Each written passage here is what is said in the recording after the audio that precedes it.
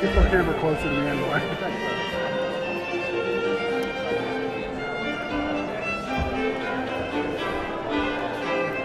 I'm gonna boom it like this. See VIPs and Yeah, that's what I'm saying. It's better audio that way.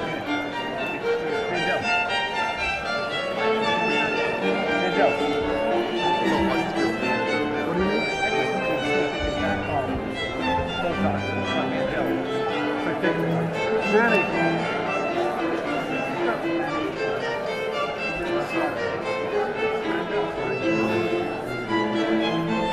Just for a few minutes.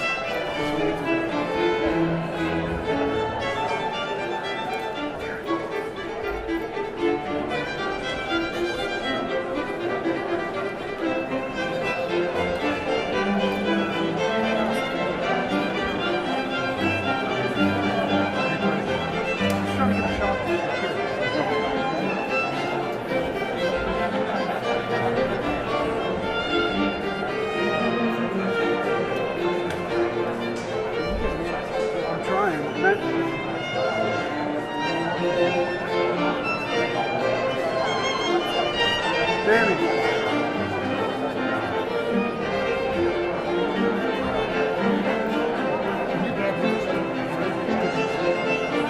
Can you guys slide back just for a second so we get a shot of you?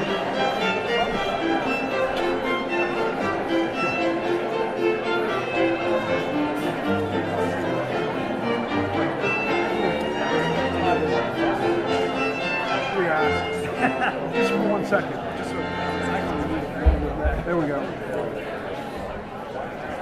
I'll take that. How's that?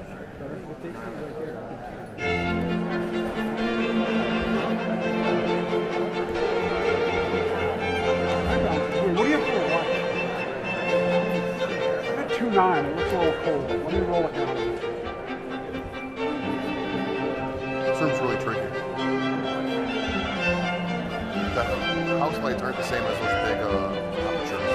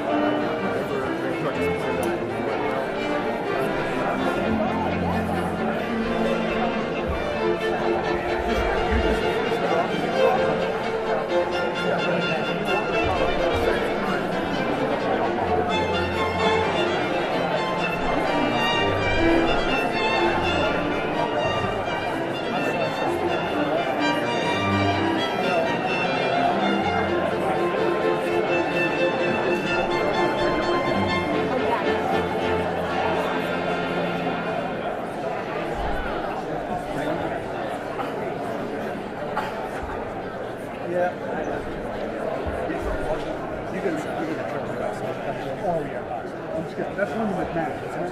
What's that?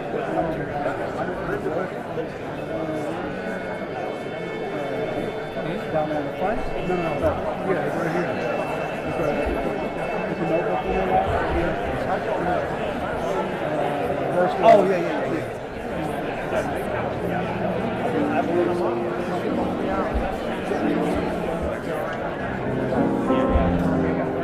Yes. Yeah. What's that? I said, yeah, it is. Yeah, I saw.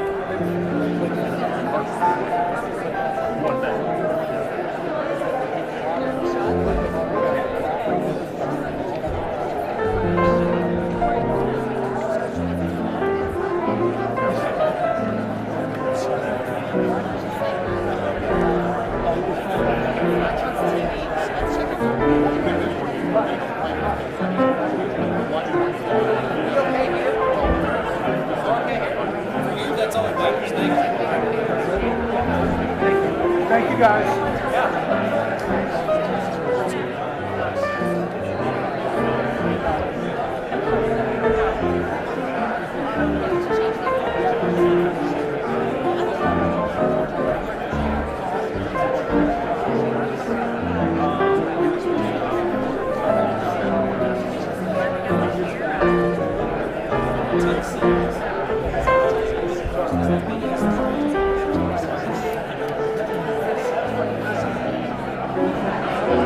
Hi.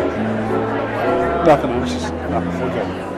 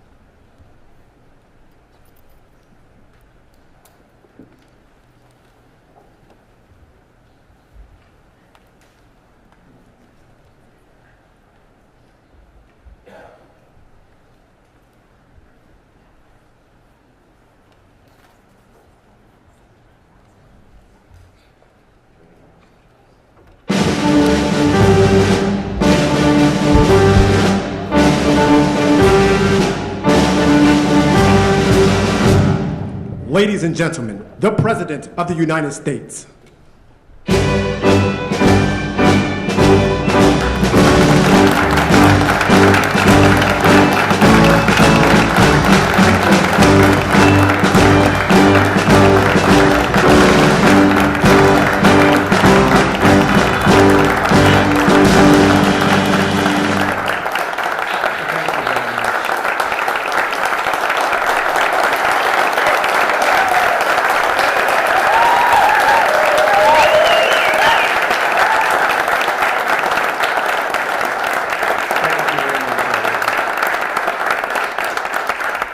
Start by saying that our country is doing very well. Things are, as you can see, doing quite well. Please sit down. Before we begin, I just want to announce that I signed a proclamation a few moments ago honoring the 250th anniversary of Patrick Henry's famous speech to the Second Virginia Convention, in which he declared very well-known, very famous words, "Give me liberty or give me death." Has anyone heard the phrase? I think most of you have.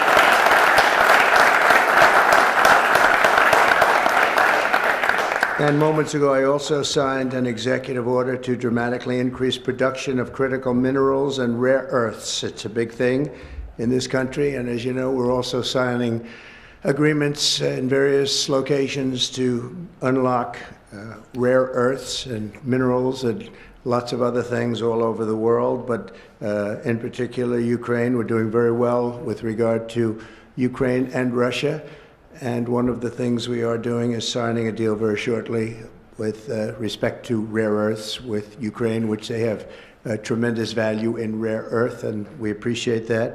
And we spoke yesterday with, as you know, President Putin and President Zelensky, and we would love to see that come to an end, and I think we're doing pretty well in that regard. So hopefully we could save thousands of people a week from dying. That's what it's all about. They're dying so unnecessarily, and I believe we'll get it done. We'll see what happens, but I believe we'll get it done.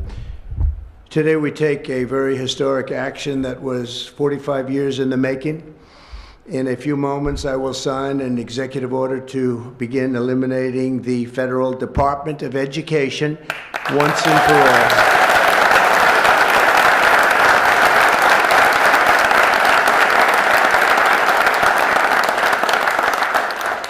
And it sounds strange, doesn't it? Department of Education, we're going to eliminate it, and everybody knows it's right. And the Democrats know it's right, and I hope they're going to be voting for it, because ultimately it may come before them, but everybody knows it's right, and we have to get our children educated. We're not doing well with the world of education in this country, and we haven't for a long time. And we're pleased to be joined today by the woman who I chose because she's an extraordinary person. And hopefully she will be our last Secretary of Education. Man, Linda, thank you. Thank you very much. That's another interesting statement. It's an interesting opening, right? But it's true, and it's been amazing how popular this has been. I tell people that this is what I'm doing today, and they say, "Oh, it's about time." Everybody says it. Republicans and Democrats have said it.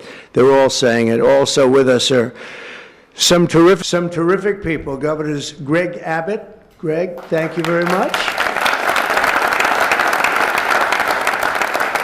Governor Ron DeSantis, thank you very much, Ron. Mike Braun, congratulations on your victory, Mike. That was a big one. Mike DeWine, thank you very much, Mike. Jeff Landry. Jeff, thank you very much, Jeff. Bill Lee, thank you. Governors, all governors. Brad Little. Brad, thank you very much. Where are you, Brad? Hi, Brad.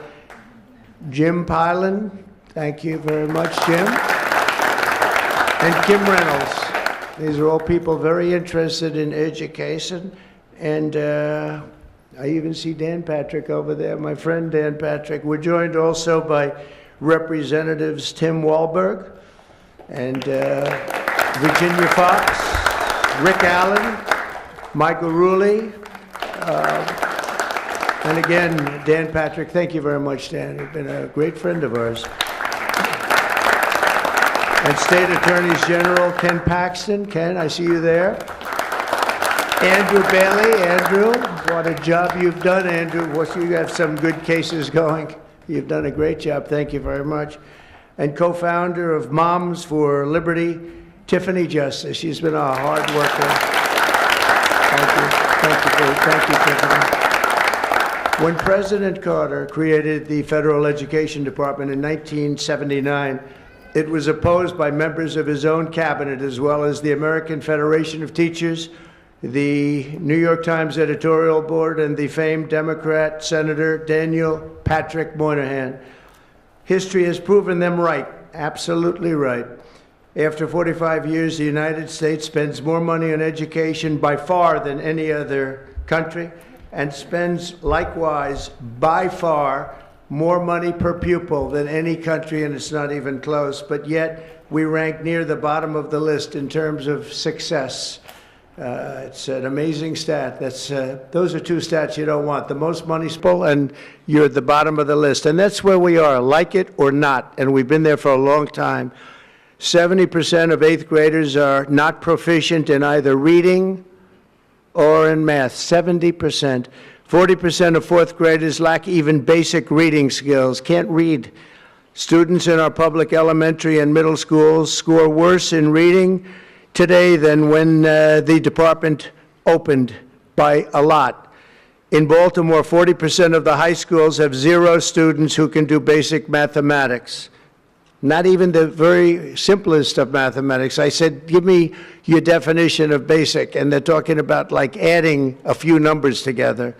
Despite these breathtaking failures, the department's discretionary budget has exploded by 600% in a very short period of time, and it employs bureaucrats in buildings all over Washington, D.C. And as a former real estate person, I will tell you, I ride through the streets of Washington and it says Department of Education, Department of Education. I said, how do you fill those buildings? It's crazy what's happened over the years. I'm pleased to report that after offering these federal employees 2 generous buyout options, and they were very generous, and they're good people, but they were very generous. My administration has initiated a reduction in force, and we're already cutting numbers that were really surprising to a lot, that we were able to do it so successfully. And we've cut the number of bureaucrats in half. 50% have taken office, which is great.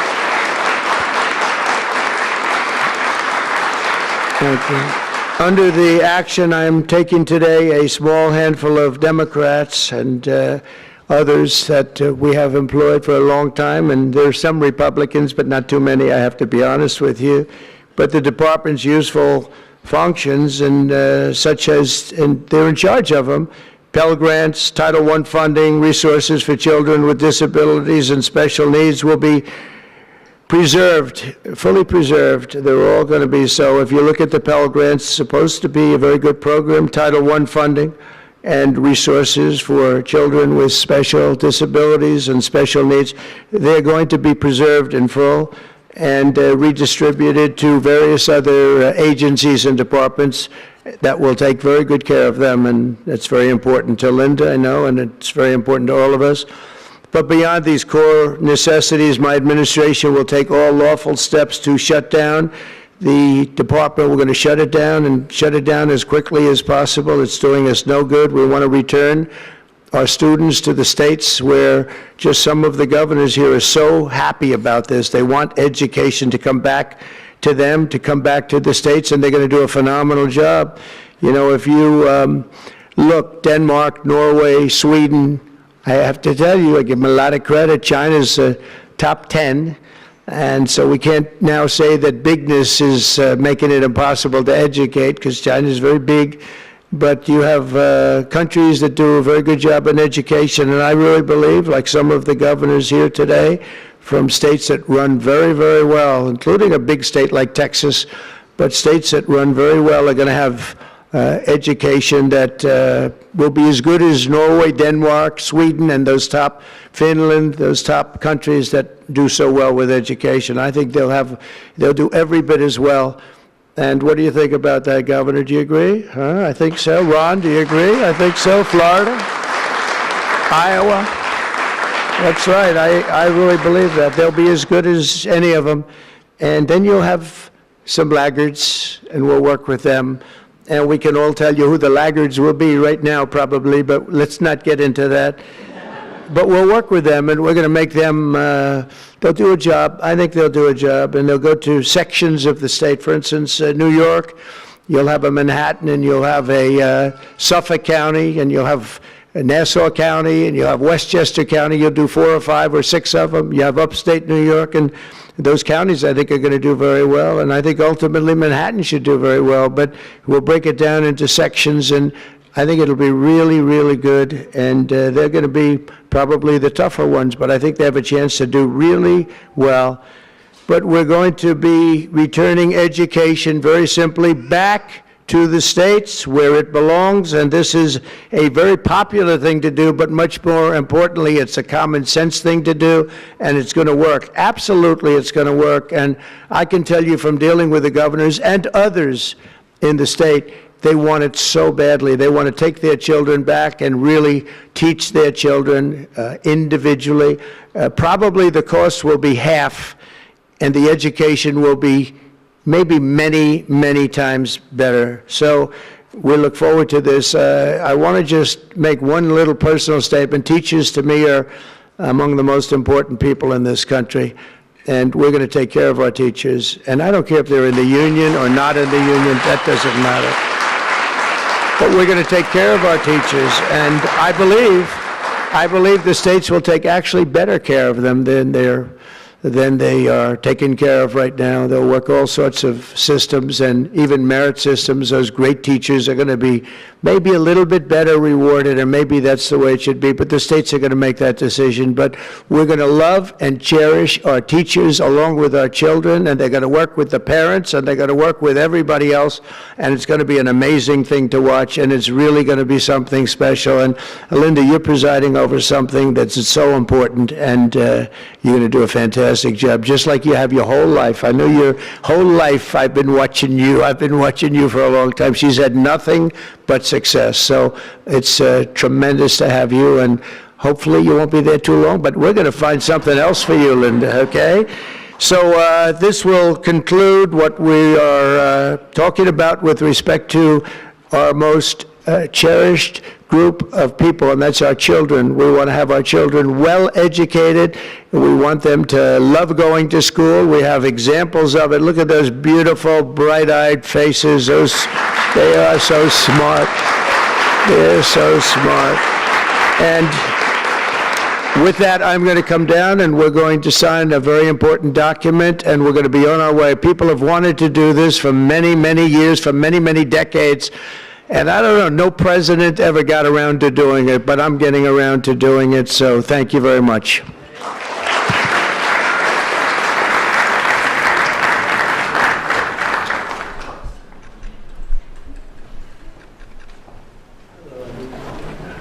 Good-looking people here.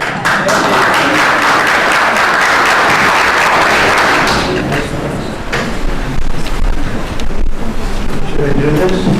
Should I do it? Yeah, do it. I think so. Maybe this week is special class.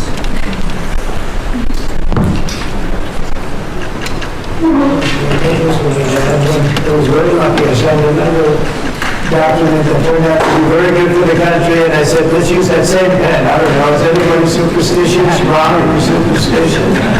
Let's use that same pen.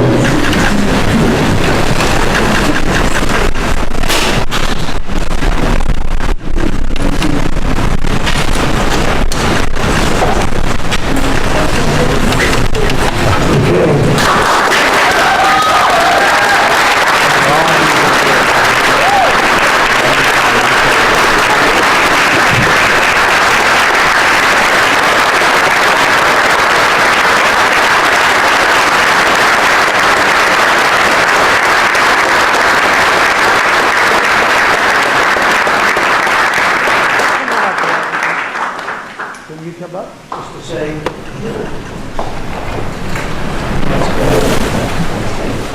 Very important big factor here. Good luck.